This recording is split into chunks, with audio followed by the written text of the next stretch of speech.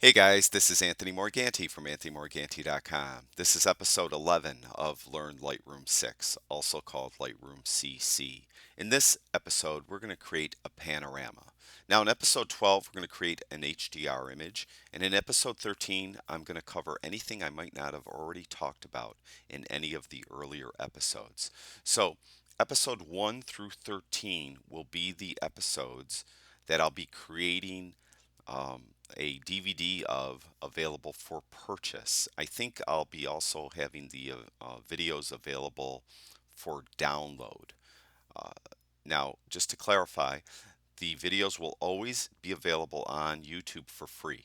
Always. I'm just going to create new videos that cover everything I covered in episodes 1 through 13 available for sale because I often get people asking me to purchase the videos, and I've never sold any videos until this series. Also, all the raw files will be available for sale. Every raw file used that was processed in episode 1 through 13 will be available for sale. And actually, I'm going to make those available later today. Even though episodes 12 and 13 aren't done yet, I know what images I'm going to be using, so the raw files will be available for sale. Now, as I mentioned, this episode 11, we are going to be creating a panorama. And you can see down in the film strip here, I have 9 images. I created a panorama of downtown Buffalo, and you can see they're all vertical images. And I would encourage you, if you're going to create a panorama, to shoot portrait or vertical orientation for obvious reasons. It gives you more vertical real estate when you shoot that way. You have to take more images when you do that, but it does a nice job in Lightroom matching pixels, and you're going to see it's going to look very seamless. Now, in the old days of Lightroom 5, which was probably just a few weeks ago, we weren't able to create panoramas in Lightroom. We had to send the images over to Photoshop. And you may recall when I did this in previous videos, I would process one of the images first. Then I would copy that processing to all the rest of the images. Well, the advantage of Lightroom 6 is that it creates a raw file. So when the panorama is completed, it's going to be a raw file, and we could do all our processing at the end. Now, with that said, as you look at these images here, like look at that image, you can see that looks like it's fairly properly exposed. And if you look at that one looks a little brighter. And if you look at that one looks a little darker. If you want, you could adjust the exposure in all the images. Now, of course, you could just go up to the basic tab in the develop module, and you could just start sliding the exposure slider around to try to match the exposure visually. But there is an easier way. What you would do is you would select the one that you think has proper exposure first. So I selected this one. I think this is proper exposure. Then I have a Mac. I'm going to hold the Command key in. If you have a PC, you'd hold the Control key in, and you would just systematically click on all the rest of the images. Now they're all selected, and you would go up to Settings, and you would go down to Match Total Exposures. And as soon as I click on that, you'll see the exposure got matched in all of the images. Now, as you look at this one, open the basic tab, you can see that added quite a bit of exposure compensation, 1.66 on that, positive 1.66. We go back to the original one that I thought had proper exposure, and you can see that that's at 0.00. So it will go through each image and adjust the exposure accordingly. Like I'll go to this one, and you can see that is plus 0.42. So each one will be adjusted differently. Now, with that said, I'm going to not do that in this group of images because I want to show you how you could fix it later.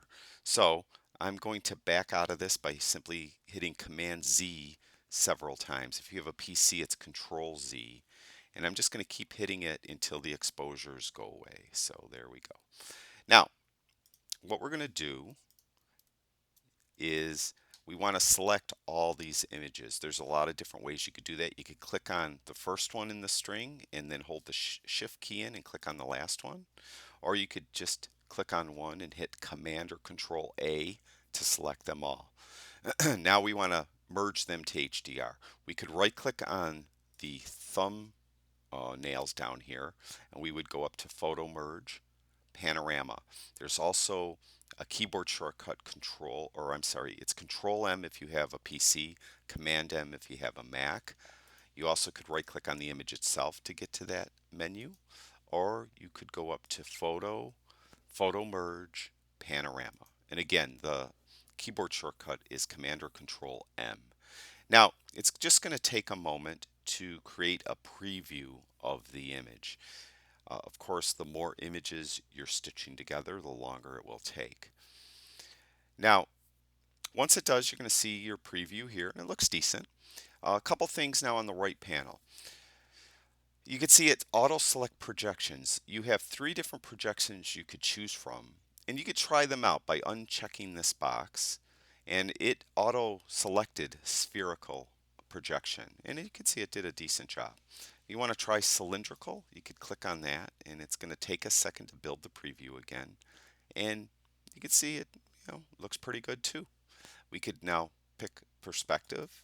That one usually doesn't do a good job. Yeah, see, that in most what I do, it doesn't seem to look right. But what I've found is if you just leave it on auto, it does a nice job. Now this 9 image panorama was created handheld. I did not use a tripod. I just systematically took the shots left to right, overlapping each shot by a third, about a third. And that's how I got these 9 images. Now you can see auto crop is checked. If I uncheck that, you can see we have all these area around the image where there's no pixels. And that the if you hand hold it and you're not very careful, you'll get more dead pixel area. If you use a tripod, you'll get a little less. If you use a specific head for your tripod for panoramas, you'll get even less. So it's up to you how you go about creating your panoramas. But as I mentioned, I just handheld it and it worked out good. Now I always click auto crop. If you don't want to, you could crop it later. So I'm going to auto crop it. And you can see right here in this case, it's unable to match a lens profile automatically. The reason being is I shot this with the Fujifilm X-T1. And the Fujifilm, like some other manufacturers, I think Olympus is one, they include the camera or the lens profile in the raw file. So these raw files are already corrected for any lens distortion. So I don't have to worry about it. In your case, if you're shooting especially Nikon or Canon, which I shoot Nikon also, the as it creates the panorama, it will apply any lens profile corrections that are available to the images, so you won't have a distorted image at all. Now, I say that are available because sometimes lenses aren't always their profiles aren't always in Lightroom. And I do have a previous episode where I talk about all that. I'm not going to cover it here. So the main thing to know is if you're shooting like for definitely newer Fujifilm, the X series cameras, and the newer Olympus cameras, you get this error, don't even worry about it because your profiles are already applied. The lens profiles are already applied. If you're shooting something with a Nikon or a Canon lens, almost definitely if it's a newer lens, the profile was applied, so don't worry about it. All right, we're going to click merge. Now, it's going to take a while to merge because there are 9 images. So I'm going to pause the video and restart the video when the merging is done. Okay, we're back. It created the panorama, and you can see it will save it in the same folder where the original files were, or in the same collection. I happen to have these in a collection, and it's right here in the film strip. It automatically got put there, so you don't have to search for it. And I'll click on it, and you can see here's the panorama. Now, there's a couple things, well, one thing specifically offhand. Now, remember, I matched exposure settings and then I undid that. I undid that on purpose because I wanted to show you how to fix it. If you can see, right over here is considerably brighter than everywhere else. Now the sun was over here somewhere, but it just kind of makes the panorama look unbalanced. So I'm going to show you how to fix that. In the meantime, though, let's process it. Now, as I mentioned, this is a raw file. If you look up here, you can see it's DNG. So that is a raw file. So um, that is I should say an Adobe Photoshop or an Adobe raw file. It's called a digital negative, and it has all the same qualities of just about any other raw file out there. So we have a lot of processing power available to us. So we're going to process it like I normally do. Exposures, okay, I'm not going to mess with that. And as you guys know, it's my way is I don't usually mess with the contrast slider. That's just my personal preference. I'm going to go right to highlights. I'm going to pull those down because that sky is pretty bright, particularly over there. And I'm going to zoom in a little bit and look at some of the darker areas. And you can see as I zoomed in, you can see the stitching was done. You can't even tell. It's really seamless. So we're going to open up the shadows quite a bit because as I add contrast and clarity, it's going to make those areas considerably darker. So we're going to add that up quite a bit. So we just did two sliders. We're coming along now. So I skip whites and blacks right now. I come back to those later. Again, that is my personal preference, okay? And so we're going to boost up clarity. I'm going to boost up vibrance a little bit. Now it's my way that I jump down to tone curve and I add some contrast to the image. And I try both medium contrast and strong contrast with this drop down. And I kind of like the medium better right now. I might change that though. And now we're going to adjust the whites and the blacks.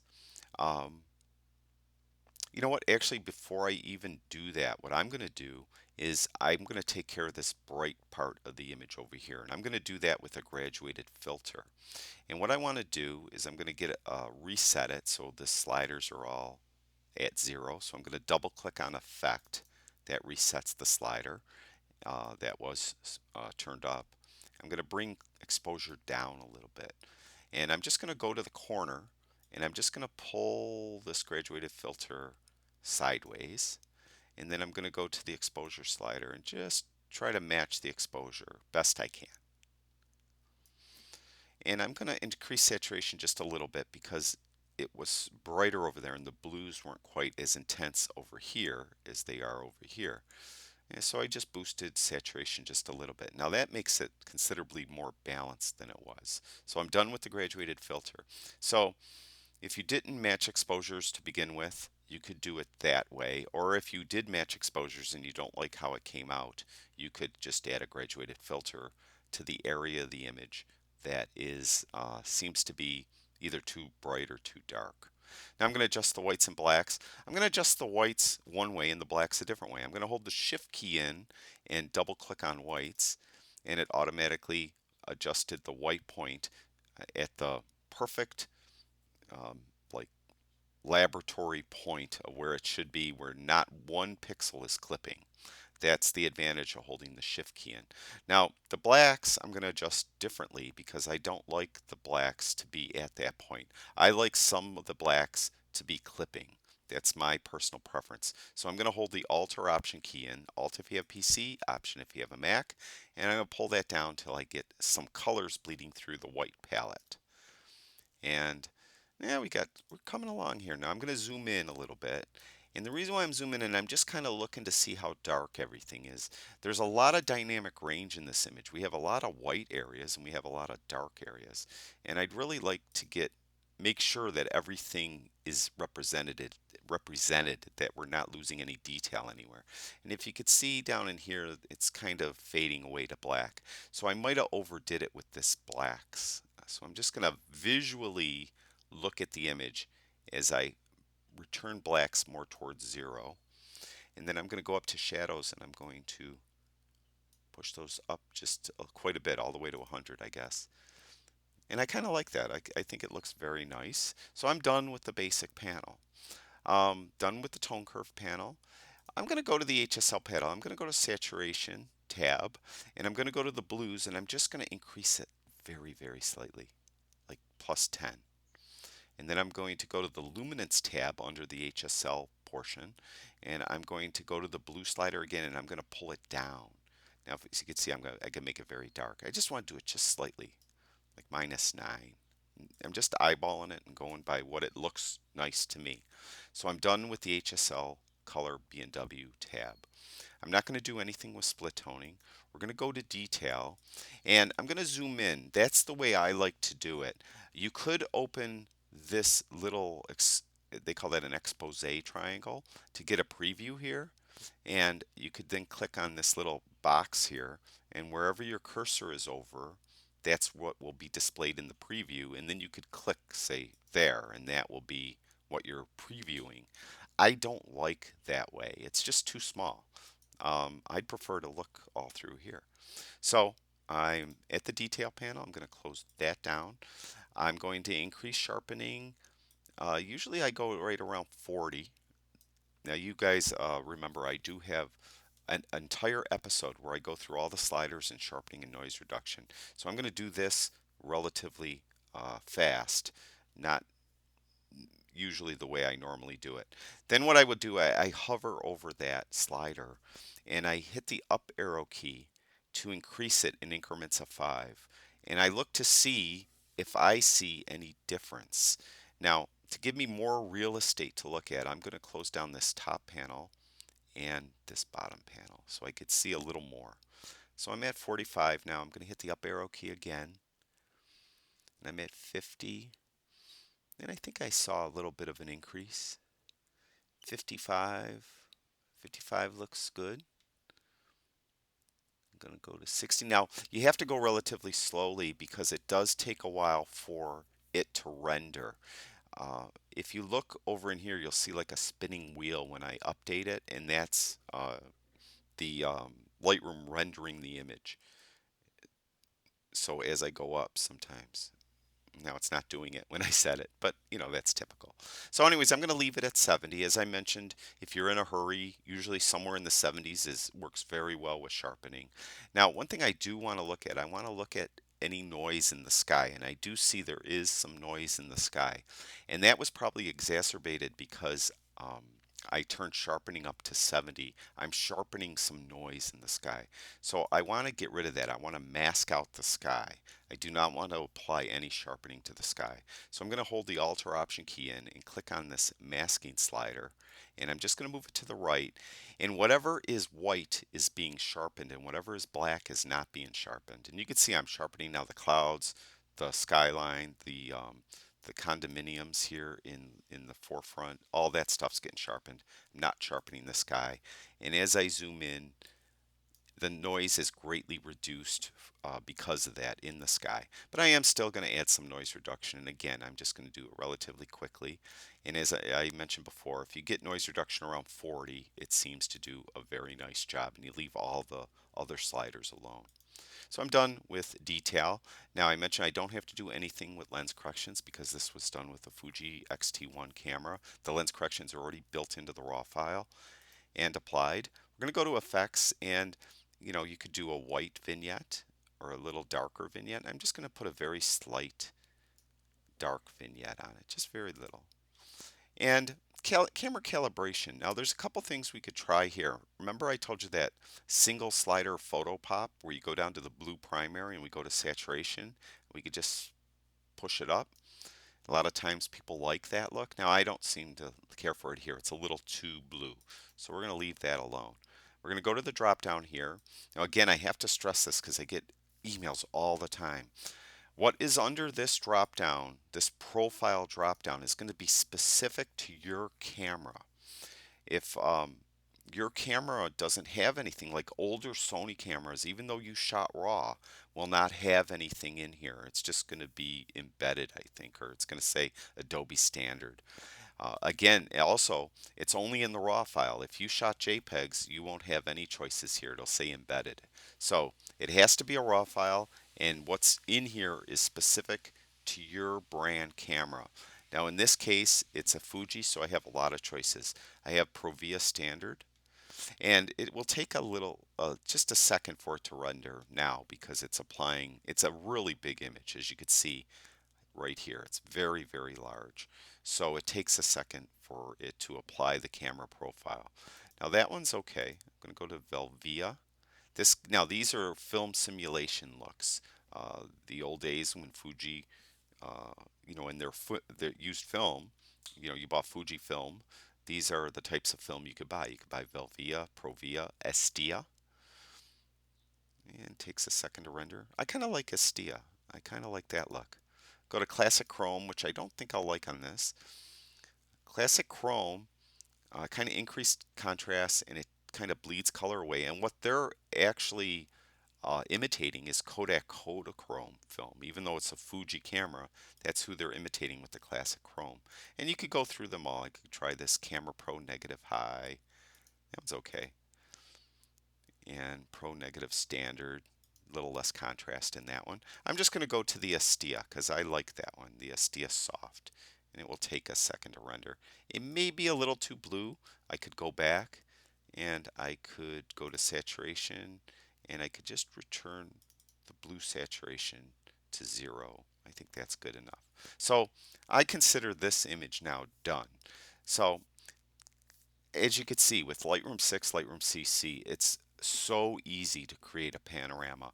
You could handhold your camera, just take images left to right, and you'll come out with a really nice panorama of the scene. So I hope that helps you guys. If you guys have any questions, always could email me. It does take me a while to answer the emails because I do get a lot, so I apologize for that. Remember, in episode 12, we're going to be doing HDR. In episode 13, we're just going to be wrapping everything up. Later today, I'm going to have all the raw files available for sale. I still haven't decided on a price, but I don't think it's going to be very expensive. I did throw out a number in one of my videos, and I actually got a few emails from people telling me that they're too cheap, which I thought it was kind of weird. I thought actually, but very nice of the people to email me. But we'll see. I don't want to make them expensive. I want to make them affordable. So, like I mentioned, I still haven't decided. I have to consult with some other people on it. So, that's it. I appreciate everyone watching my videos. Thank you very, very much. If you guys could do me a favor and subscribe to my YouTube channel, I certainly would appreciate that. All right, I'll talk to you guys later.